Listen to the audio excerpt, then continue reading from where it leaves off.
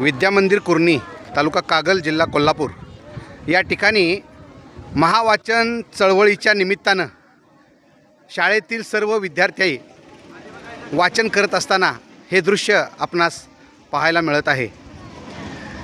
वाचनाने माणसाचा व्यक्तिमत्व सुधारतं, फुलतं असं म्हटलं जातं, पण त्याहीपेक्षा ज्ञानाच्या कक्षा रुंदावतात हेही तितकंच खरं।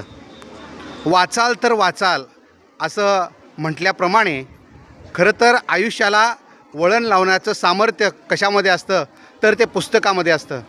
आणि म्हणून डॉक्टर बाबासाहेब आंबेडकर असं म्हणत होते की तुमच्याकडे 2 आणे असतील तर एका आण्याची भाकरी घ्या आणि दुसऱ्या आण्याची तुम्ही पुस्तक घ्या, कारण भाकरी तुम्हाला जगवेल पण पुस्तक तुम्हाला कसं जगायचं ते शिकवेल।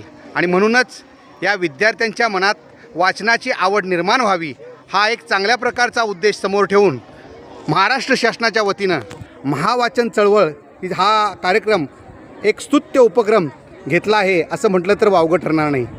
मुलांच्या बालमनावर संस्कार करणाऱ्या संस्कारांच्या गोष्टींची पुस्तकं, पण त्याचबरोबर पाठ्यपुस्तकामधून शासनाला जी आवश्यक असणारी नैतिक मूल्य, जीवन कौशल्य मुलांना शिकवायची आहेत ती पुस्तकामधून मिळत असतात। आणि म्हणूनच वाचनाचं महत्त्व अतिशय चांगल्या प्रकारे विद्यामंदिर कुर्णी, तालुका कागल, जिल्हा कोल्हापूर या शाळेतील विद्यार्थ्यांनी आत्मसात करून वाचनाचा छंद जोपासत या महावाचन चळवळीमध्ये अतिशय चांगल्या प्रकारचा सहभाग नोंदवलेला आहे। त्याचं हे चित्रीकरण। खूप खूप धन्यवाद।